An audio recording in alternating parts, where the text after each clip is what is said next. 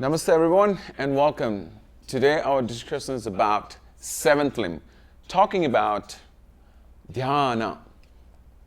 Dhyana. Dhyana literally means, everyone translates differently, but mostly the whole world knows as meditation. Meditation, literally meditating. But in Sanskrit, Dhyana has two words. Dhyana, dhyana, if you put together. So here you can see the mind, dhi, and yana, moving or towards. And to say sustained concentration in a correct way of expressing, because earlier we discussed in dharana talks about one-pointed focus. So you're choosing. And after you're choosing, now Patanjali gives you the next seventh rung, which you climb the ladder to step up into your Ashtanga yoga practice. If you're following the Patanjali Yoga Sutras, you know what I'm talking about. So you choose that one-pointed focus to stay sustained attention for the longer periods. So that can be meditation. Let's say you're a musician, you're a dancer, you are a runner, or you're a swimmer, or you have a certain task, or anything that you do. What happens when you're in that sustained attention focus, it'll become a meditation. Because you become one with that idea, focus, and also that object. So these three things are very important. Let me explain to you. The focus that you're choosing, it is very important which way you would like to go, the direction. It depends on your task. But in yoga, it is about focus inwards, pratyahara. Also you can focus outside too. I'm not saying like completely shut.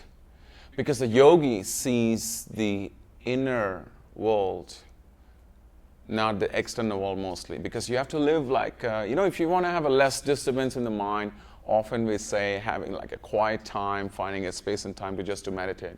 You're not going to do meditation in the middle of the, like city or like this worldly activity of the mind. So your mind can't focus.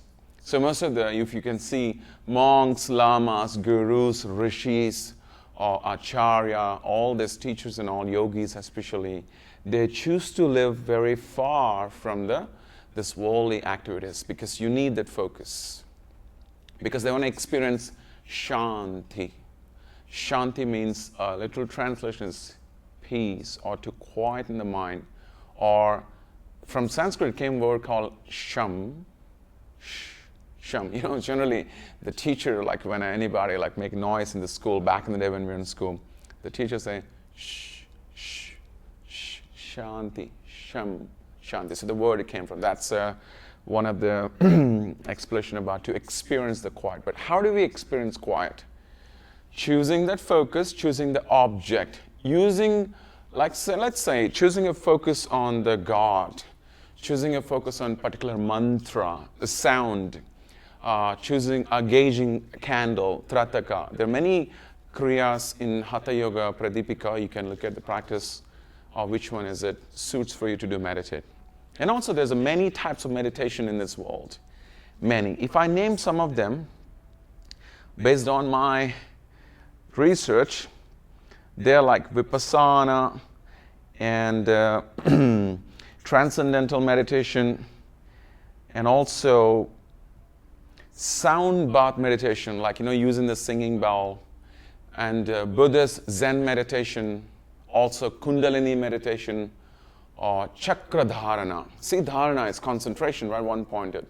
So if you see the dharana, dhyana, it kind of goes together. And it reaches to the eighth rung, which is the last one, asta. The eighth step is samadhi. It's like the complete, choosing that focus and then choosing that focus to sustain that concentration and then to become one absorbed, to become, to being. Okay? So let's just look at the sutra from the chapter 3rd, second verse from the Yoga Sutras Patanjali. Okay, repeat after me. Tatra, tatra, pratyaya. The second one is pratyaya. Eka, eka, tanata, tanata, dhyanam, dhyanam. Okay, so if you put it in a meter way, it goes like this. Tatra pratyaya eka tanata dhyanam. So tatra, the first word, it means there, where you choose the object, a sound or focus, it's there. And pratyaya, conception or the idea that you're focusing on, meditating on. Like you're focusing on the God, a certain type of experience, peace, or helping people, karma yogi, action, or devotion. It comes to that kind of idea. Anything you do. All right? So that's kind of, and then eka tanata means fixed on one point only. You need to have one thing in the mind. Like some people like to do multitask. That's why they often get stressed out. So you have to do one at a time, or one thing doing for longer periods. The results are vast and you become one with it. So that's the point here. So one pointed fixed on, eka tanata. The dhyana means meditation or sustained concentration. Once again, this is the seventh limb, talks about this meditation. Okay? So the translation for this sutra is, meditation is one-pointedness of the mind on one image. On one image. So I'm not going to repeat that again. So you have to choose the focus, the idea, the sound, and the object. So it is very important to choose either inward or outward. Okay. How do we bring that focus? How do we to stay self-restrained from these disturbances? We focus on breathing. It's a very ancient traditional technique. We focus on breathing. Breathing is the key, pranayama. It's not about, the translation is not regulating the breath, pranayama. There's one other called Prana Vikra. Prana Vikra. Prana Vikra means the breathe awareness. You just close your eyes, just notice the inhalation, exhalation, inhalation, exhalation. Close your eyes, just focusing on one thing. Our mind is like a forest, a dark forest. You're holding a lamp, you're finding a ways. All trees are like memories, often bothers you, and you're finding a way. It is hard though. Of course, these techniques can help you to stay calm for at least a little while. But what happens, you reprogram the mind, you're rewiring the mind, and you stay sustained, like the longer periods. What happens, that concentration gets better, then you'll experience that shanti, or this inner quietness. So prana vikshana is one of the things. And also sankalpa. Sankalpa means this determination. Let me give you a better expression of the sankalpa is a tool meant to refine the will and to focus and harmonize the mind and body. Focus and will. It might sound, wow, it might sound easy. Maybe even I'm saying like so easily, but it's a very advanced practice. Why it is an advanced practice? Because often we see in the studios in the world, or people where they practice yoga, but not all, but most of it, they practice on the hatha yoga based asanas. Everybody thinks yoga is like a posture, or you do a certain postures, back bends, forward bend, many variation of the styles. But in the Patanjali Yoga Sutras, why it makes me to do this work to share, to reach, to make people understand yoga is not just posture. Yama, the external behaviors, niyamas, the internal behaviors, to deal with your inner world and external world.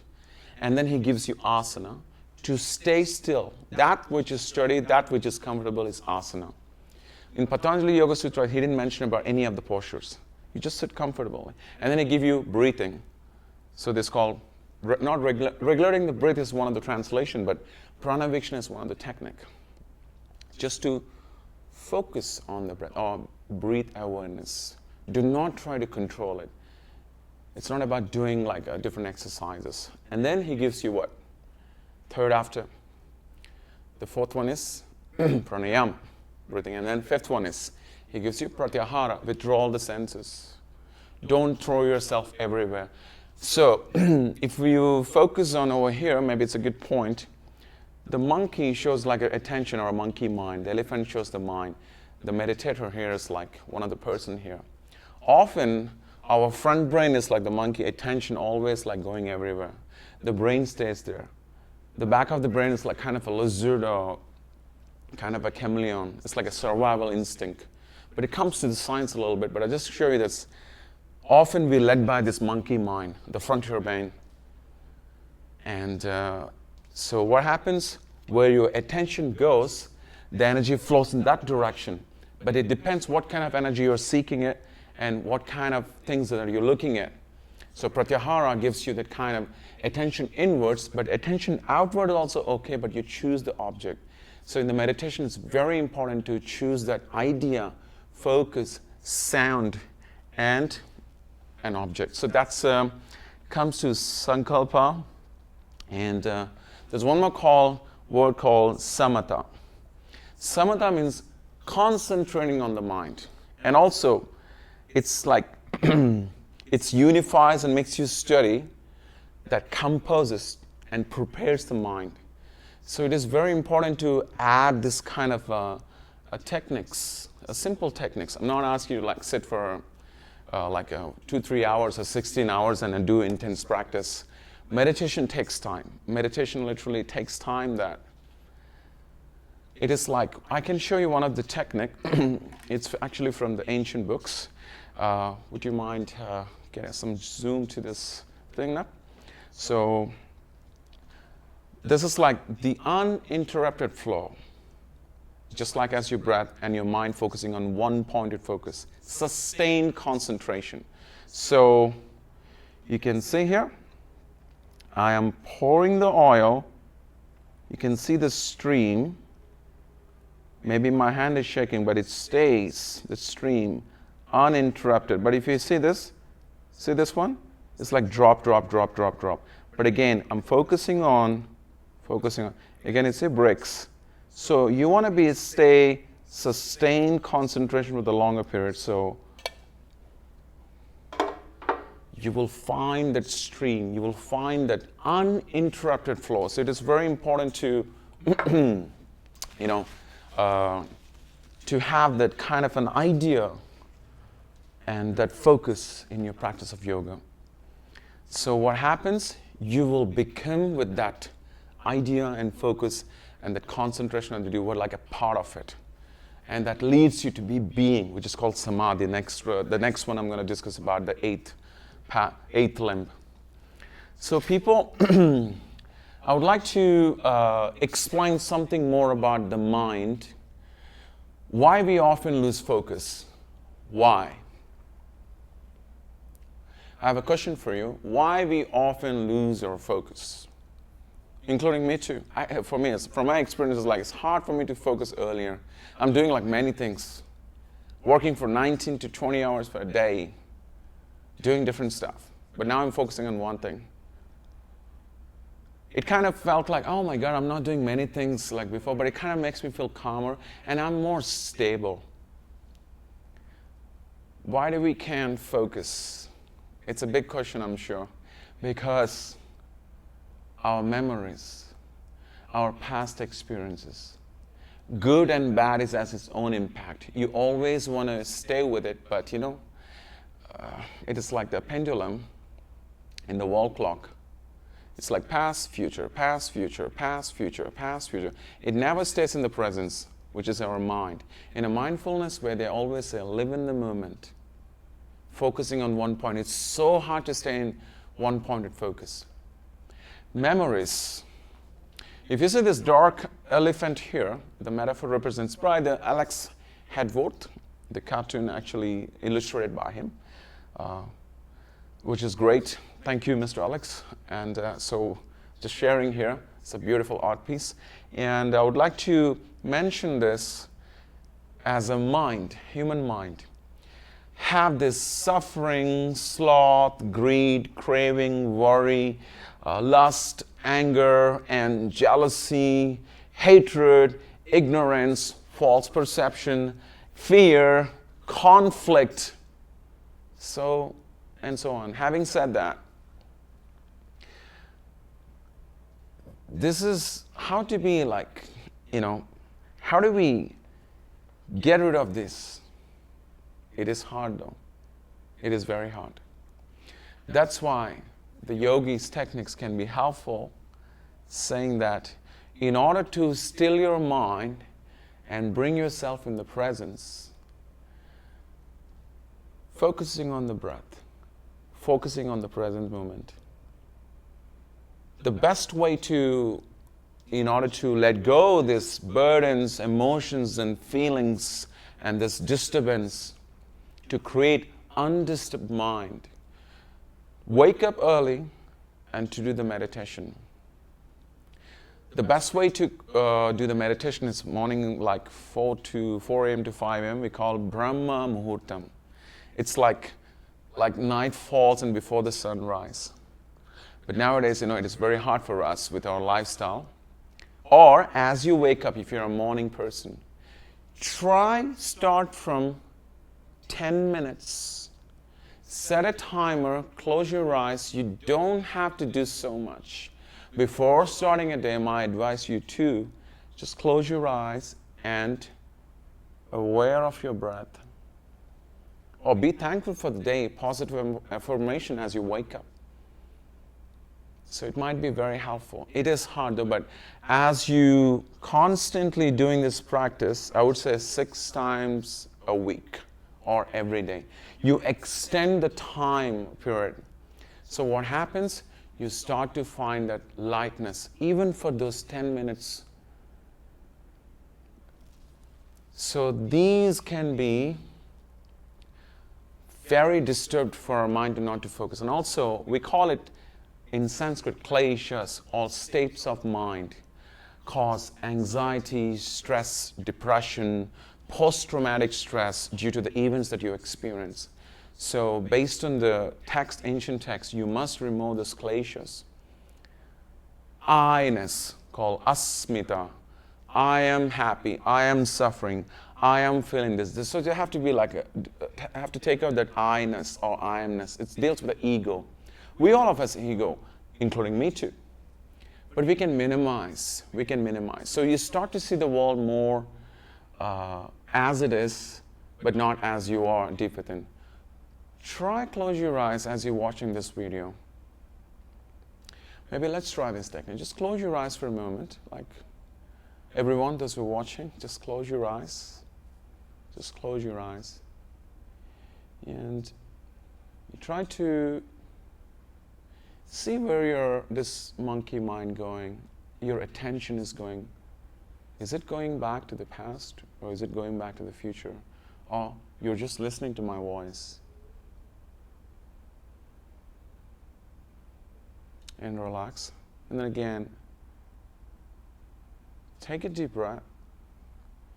And as you exhale, you slow down and you come back to the presence.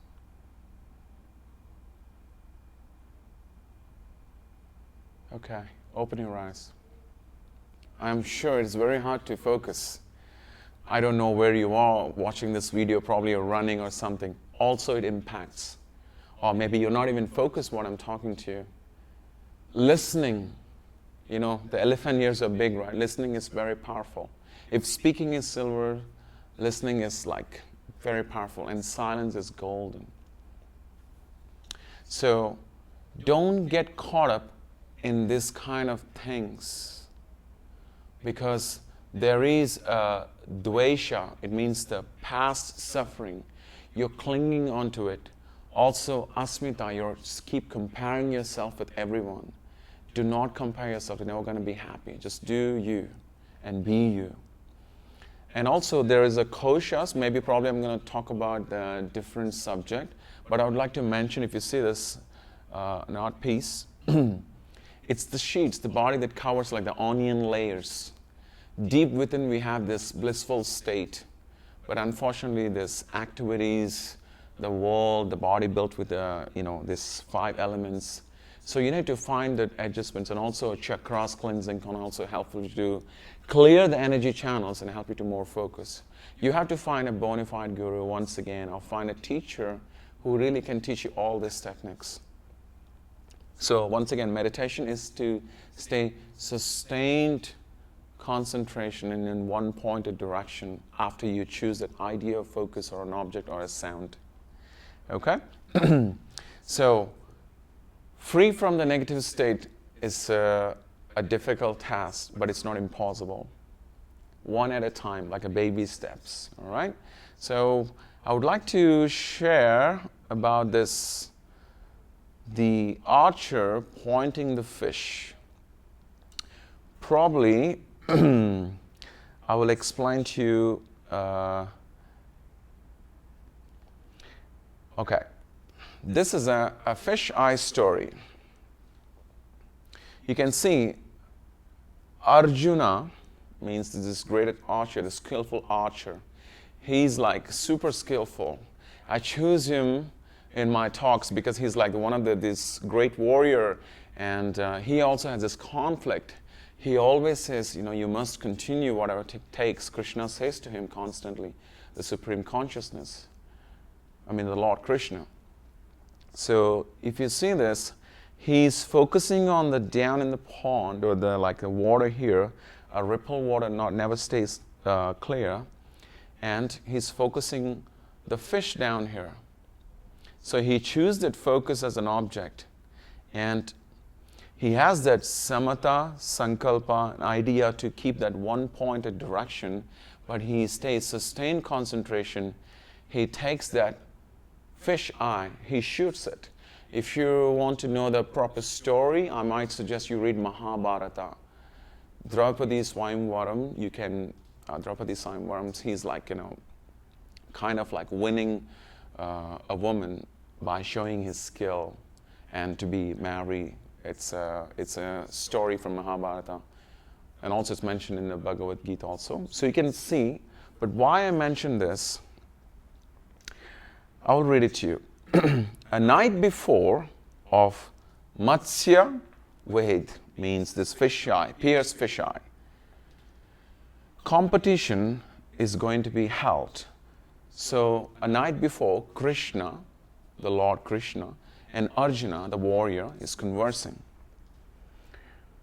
Krishna says, Arjuna, means, oh warrior, take care. Put your step forward and concentrate on the eye of the fish. He said, concentrate on the eye of the fish. I repeat again, concentrate on the eye of the fish, because the fish attention moves it. So he's focusing on that. And Arjuna says, if I have to do everything, what will you do? He asked the guru, his teacher, his consciousness or his intellect, based on the chariot metaphor. And Krishna says very softly, tells him that, what you can't do, I will do. What you can't do, I will do. It's like a guru, right? Or supreme consciousness. It's Krishna, He's a mystic, he's got powerfulness. And Arjuna asked, what is that? What is that I can't do, but what you can do? And Krishna answers, watch closely. I will keep the water steady. He said, I will keep the water steady. For me, based on what I understood, it's like, when your mind is steady, when your concentration in one point, anything that you do, I think the steadiness, the firmness, the uninterrupted flow that I showed, the oil metaphor, the stream that you follow, it's very direction-like thing. The same thing with when you go inwards. So ultimately it shows that you have to still your mind is one thing, and that's where the meditation happens. And also, without hesitation, you might want to focus in one pointed direction so that, spiritually, Arjuna allowed his dhyana to allow Krishna or his own self to stay still in the water without hesitation. Often something happens, like you get hesitated, or often like you don't know. So it's very important, people. It is very important. The last final point, don't get caught up in how. Don't get caught up in how. Just do. Following these techniques in anything that you do. Okay? I would like to suggest a wonderful book by Pema Chodron, How to Meditate. This helps me a lot. A practical guide to making friends with your mind. Friends with your mind. I would like to share a technique of that meditation by Chogyam Trungpa Rinpoche. When you sit upright but relaxed in the posture of meditation, your heart is naked. Naked for me is like maybe it's empty or pure or clean. Not carrying all this, whatever this heavy mind like the dark elephant. Your entire being is exposed to yourself, first of all, but to others as well. Self-restraint, staying calm, finding that shanti, inner peace. So through the practice of sitting still and following your breath, Prana Vikra, as you breathe, as it goes out and dissolves, it dissolves. You are connected with your heart by Chogyam Trungpa Rinpoche. I find that this wonderful good by this Rinpoche, these days also, although I'm studying Patanjali Yoga Sutras by Edwin Bryant, I'm felt fascinated with the Zen Buddhism, the practice that they do. I think it's wonderful. As I said, you can choose your practice based on what it fits for you. Remember, we all are in the same path of cultivating and finding that freedom and happiness and peace with our heart and mind. Just close your eyes whenever you feel overwhelmed or whenever you feel angry or anything that, this rooted in ignorance, all those things deep in our heart, engraved in our mind, that cause and effect, you find that. And you can try to meditate on it, why? And then eventually, chakra dharana, the chakra meditation can be very helpful.